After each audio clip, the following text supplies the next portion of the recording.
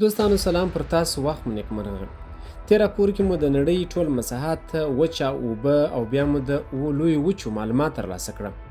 وروسته مو واوریدل چې اسیا 50 هیوادونه لري او بیا مو د لسو هغو هیوادونو اړوند معلومات هم ترلاسه کړل چې په نړیواله کچه پیسې کرنسي لوړ ارزښت لري. موږ تل وایو چې امریکایان خو اصل کې هغه متحده ایالات دي، خپل امریکا نه ده، ځکه چې د امریکا په لویو وچو کې لسګونه نور هیوادونه هم شته. نن به په دې راپور کې د امریکاګانو اړوند معلومات ترلاسه کړئ. امریکا پر دوو لویو وچو ویشل شوې او هره وچه کې جلا جلا هیوادونه دي. لومړی به شمالي امریکا در وپېژنو. د شمالي امریکا ټول مساحت 24 میلیونه 444 زره کیلومتره مربع دی. نفوس یې 613 میلیونه 119,202 دی.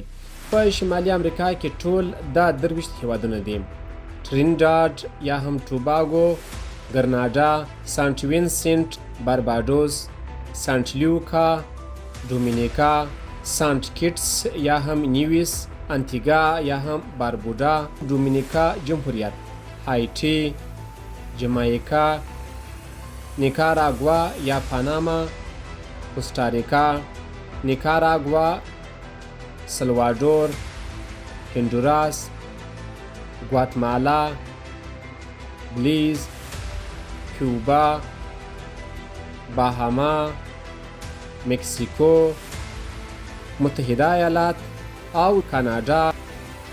اوس هم راځو د جنوبي امریکا په اړه معلومات درسره شریکوو. د جنوبي امریکا ټول مساحت 19 میلیونه 840 زره کیلومتره مربع دی. د جنوبي یا هم سویلي امریکا د نفوس شمیر 414 میلیونه 12 زره او 2 دی.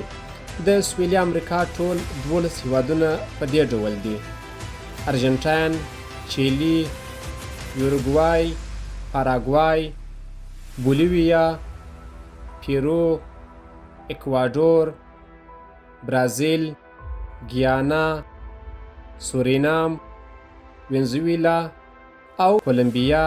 له ملتیا مو مننه. زموږ یو بل دغس راپور ته په تمه اوسئ.